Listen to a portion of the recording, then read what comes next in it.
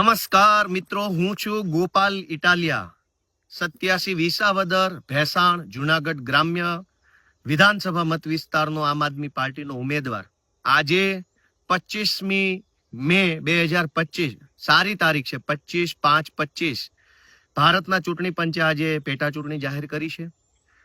આ પેટા ચૂંટણી જાહેર થવા બદલ હું વિસાવદર ભેસાણ જુનાગઢ ગ્રામ્ય અને બગસરા પંથકના જે ગામડાઓ આ મત વિસ્તારમાં આવે છે એ તમામ મતદારોને, ખેડૂતોને, ખેત મજૂરોને, વેપારીઓને, ધંધાદારીઓને, માલધારીઓને, પશુપાલકોને, રત્ન કલાકારોને સૌને હું ખૂબ ખૂબ શુભકામનાઓ આપું છું, ખૂબ ખૂબ શુભેચ્છાઓ પાઠવું છું.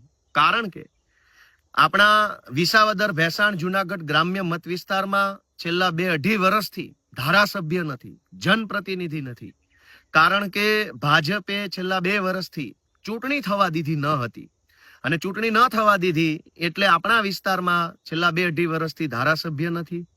ધારાસભ્ય ન હોવાના કારણે ઇકોઝોનની લડાઈમાં, સૌની યોજનાના પાણીના મુદ્દે, નવી જમીન માપણીના મુદ્દે, સહકારી મંડળીઓમાં થયેલા ગોટાળાઓના મુદ્દે, ટેકાના ભાવના ખરીદી કેન્દ્રોમાં થયેલા ભ્રષ્ટાચાર મુદ્દે, કે ખાતરની અછતના મુદ્દે, કે 100 વારિયા પ્લોટ બાબતે, કે રત્ન કલાકારોના મુદ્દે અનેક બાબતોએ જનતાનો અવાજ વિધાનસભામાં પહોંચી શક્યો નથી. પણ આખરે હવે ચૂંટણી જાહેર થઈ છે, 19 તારીખે મતદાન થવાનું છે, 23 તારીખે એનું પરિણામ આવવાનું છે. ત્યારે હું ફરી એક વખત વિસાવદરના સર્વ સમાજના સર્વ વડીલો, આગેવાનો, યુવાનો, માતાઓ, બહેનો સૌને મારા હૃદયપૂર્વકની શુભેચ્છાઓ પાઠવું છું. દોસ્તો, આ ચૂંટણી એક ઐતિહાસિક ચૂંટણી છે.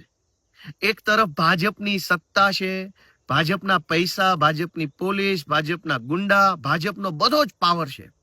અને એક તરફ સામાન્ય માણસો છે, ખેડૂતો છે, ખેત મજૂરો છે, રત્ન કલાકારો છે, માલધારીઓ છે, નાના મજૂર વર્ગના વ્યક્તિઓ છે.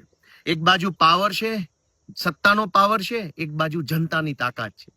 દોસ્તો, હું આ ચૂંટણીનો એક નિમિત્ત છું. ઈશ્વરે, આમ આદમી પાર્ટી અને ગુજરાતની જનતાએ મને એક નિમિત્ત બનાવ્યો છે, એક માધ્યમ બનાવ્યો છે.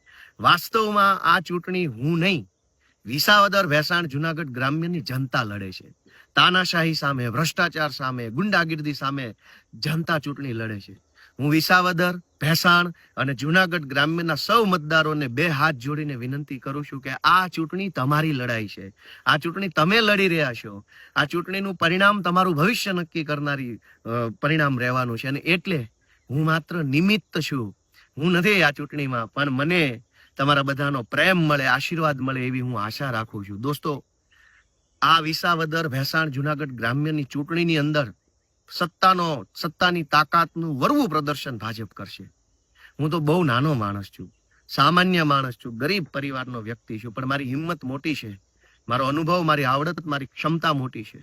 હું આશા રાખું છું, હું તમને પ્રાર્થના કરું છું કે આ લડાઈ એ બહુ સંઘર્ષ, લાંબા સંઘર્ષને પરિણામ આપનારી લડાઈ છે દોસ્તો.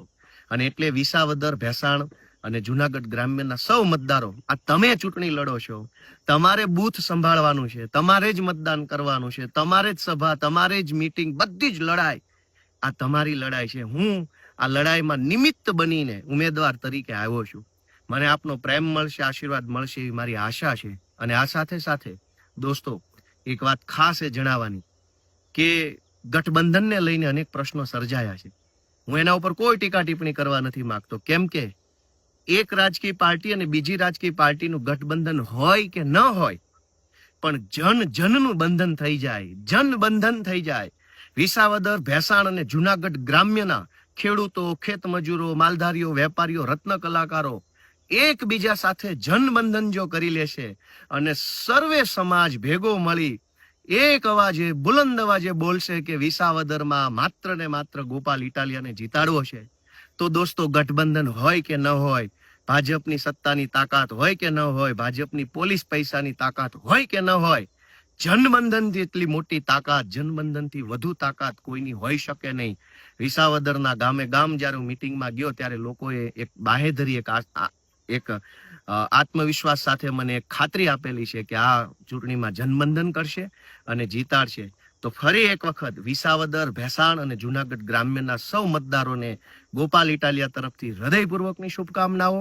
અને આ વિસાવદર ભેસાણ વિધાનસભાની ચૂંટણીની અંદર ઇતિહાસ રચાય, ગુજરાતની રાજનીતિમાં બદલાવ આવે તેવા પ્રકારનું યોગદાન સૌ આપે એવી મારી વિનંતી સાથે ગુજરાતભરની અંદરથી બદલાવ ઈચ્છતા, ક્રાંતિ ઈચ્છતા, રાજનીતિમાં બદલાવ લાવવાની ચાહ રાખવા વાળા જેટલા પણ લોકો આખા ગુજરાતમાં છે, તમે ભાજપમાં હોવ કે કોંગ્રેસમાં હોવ કે સમાજ સેવાના ફિલ્ડમાં હોવ કે સરકારી નોકરીમાં હોવ કે પ્રાઇવેટ નોકરીમાં હોવ કે એનજીઓમાં કે કોઈ પણ કામ કરતા હો, ગુજરાતભરના સૌ લોકોને મારી બે હાથ જોડીને અપીલ છે કે 15 દિવસનો સમય કાઢીને, રજા રાખીને જો તમે આવી શકો તો પ્લીઝ આવો વિસાવદરમાં, તમારું આ ક્રાંતિની અંદર અમૂલ્ય યોગદાન આપો. માત્ર 15 દિવસ વધ્યા છે.